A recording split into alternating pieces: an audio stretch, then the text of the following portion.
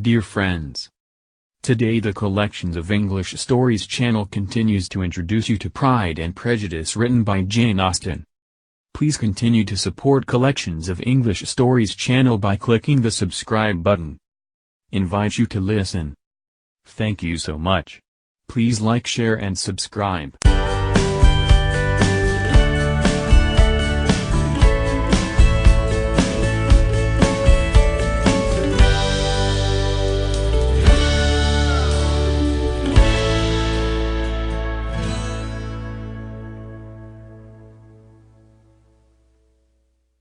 Chapter 45. Convinced as Elizabeth now was that Miss Bingley's dislike of her had originated in jealousy, she could not help feeling how unwelcome her appearance at Pemberley must be to her, and was curious to know with how much civility on the lady's side the acquaintance would now be renewed. On reaching the house, they were shown through the hall into the saloon, whose northern aspect rendered it delightful for summer. Its windows opening to the ground, admitted a most refreshing view of the high woody hills behind the house, and of the beautiful oaks and Spanish chestnuts which were scattered over the intermediate lawn. In this house they were received by Miss Darcy, who was sitting there with Mrs. Hurst and Miss Bingley, and the lady with whom she lived in London. Georgiana's reception of them was very civil, but attended with all the embarrassment which, though proceeding from shyness and the fear of doing wrong, would easily give to those who felt themselves inferior the belief of her being proud and reserved. Mrs. Gardiner and her niece, however, did her justice, and pitied her. By Mrs. Hurst and Miss Bingley they were noticed only by a curtsy, and, on their being seated, a pause, awkward as such pauses must always be, succeeded for a few moments. It was first broken by Mrs. Annesley, a genteel, agreeable-looking woman, whose endeavor to introduce some kind of discourse proved her to be more truly well-bred than either of the others, and between her and Mrs. Gardiner, with occasional help from Elizabeth, the conversation was carried on. Miss Darcy looked as if she wished for courage enough to join in it, and sometimes did venture a short sentence when there was least danger of its being heard. Elizabeth soon saw that she was herself closely watched by Miss Bingley, and that she could not speak a word, especially to Miss Darcy, without calling her attention. This observation would not have prevented her from trying to talk to the latter, had they not been seated at an inconvenient distance, but she was not sorry to be spared the necessity of saying much. Her own thoughts were employing her. She expected every moment that some of the gentlemen would enter the room. She feared that the master of the house might be amongst them, and whether she wished or feared it most, she could scarcely determine. After sitting in this manner a quarter of an hour without hearing Miss Bingley's voice, Elizabeth was roused by receiving from her a cold inquiry after the health of her family. She answered with equal indifference and brevity, and the other said no more. The next variation which their visit afforded was produced by the entrance of servants with cold meat, cake, and a variety of all the finest fruits in season, but this did not take place till after many a significant look and smile from Mrs. Annesley to Miss Darcy had been given, to remind her of her post. There was now employment for the whole party, for though they could not all talk, they could all eat, and the beautiful pyramids of grapes, nectarines, and peaches soon collected them round the table. While thus engaged, Elizabeth had a fair opportunity of deciding whether she most feared or wished for the appearance of Mr. Darcy, by the feelings which prevailed on his entering the room, and then, though but a moment before she had believed her wishes to predominate, she began to regret that he came. He had been some time with Mr. Gardiner, who, with 2 or 3 other gentlemen from the house, was engaged by the river, and had left him only on learning that the ladies of the family intended a visit to Georgiana that morning. No sooner did he appear than Elizabeth wisely resolved to be perfectly easy and unembarrassed, a resolution the more necessary to be made, but perhaps not the more easily kept, because she saw that the suspicions of the whole party were awakened against them, and that there was scarcely an eye which did not watch his behavior when he first came into the room. In no countenance was attentive curiosity so strongly marked as in Miss Bingley's, in spite of the smiles which overspread her face whenever she spoke to one of its objects, for jealousy had not yet made her desperate, and her attentions to Mr. Darcy were by no means over. Miss Darcy, on her brother's entrance, exerted herself much more to talk, and Elizabeth saw that he was anxious for his sister and herself to get acquainted, and forwarded as much as possible every attempt at conversation on either side. Miss Bingley saw all this likewise, and, in the imprudence of anger, took the first opportunity of saying, with sneering civility, "Pray, Miss Eliza, are not the Shire militia removed from Meryton? They must be a great loss to your family."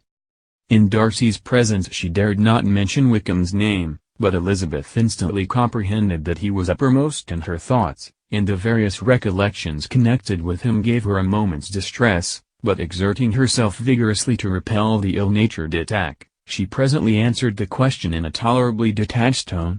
While she spoke, an involuntary glance showed her Darcy, with a heightened complexion, earnestly looking at her, and his sister overcome with confusion, and unable to lift up her eyes. Had Miss Bingley known what pain she was then giving her beloved friend, she undoubtedly would have refrained from the hint, but she had merely intended to discompose Elizabeth by bringing forward the idea of a man to whom she believed her partial, to make her betray a sensibility which might injure her and Darcy's opinion, and, perhaps, to remind the latter of all the follies and absurdities by which some part of her family were connected with a corps. Not a syllable had ever reached her of Miss Darcy's meditated elopement. To no creature had it been revealed, where secrecy was possible, except to Elizabeth, and from all Bingley's connections her brother was particularly anxious to conceal it, from the very wish which Elizabeth had long ago attributed to him, of their becoming hereafter her own. He had certainly formed such a plan, and without meaning that it should affect his endeavour to separate him from Miss Bennet. It is probable that it might add something to his lively concern for the welfare of his friend. Elizabeth's collected behaviour, however, soon quieted his emotion, and as Miss Bingley, vexed and disappointed, dared not approach nearer to Wickham, Georgiana also recovered in time, though not enough to be able to speak any more. Her brother, whose eye she feared to meet, scarcely recollected her interest in the affair, and the very circumstance which had been designed to turn his thoughts from Elizabeth seemed to have fixed them on her more and more cheerfully. Their visit did not continue long after the question and answer above mentioned, and while Mr. Darcy was attending them to their carriage Miss Bingley was venting her feelings and criticisms on Elizabeth's person, behaviour, and dress. But Georgiana would not join her. Her brother's recommendation was enough to ensure her favour, his judgment could not hurt. And he had spoken in such terms of Elizabeth as to leave Georgiana without the power of finding her otherwise than lovely and amiable. When Darcy returned to the saloon, Miss Bingley could not help repeating to him some part of what she had been saying to his sister. "How very ill Miss Eliza Bennet looks this morning, Mr. Darcy," she cried. "I never in my life saw anyone so much altered as she is since the winter. She is grown so brown and coarse. Louisa and I were agreeing that we should not have known her again." However little Mr. Darcy might have liked such an address, he contented himself with coolly replying that he perceived no other alteration than her being rather tanned, no miraculous consequence of travelling in the summer. "For my own part," she rejoined, "I must confess that I never could see any beauty in her. Her face is too thin, her complexion has no brilliancy, and her features are not at all handsome.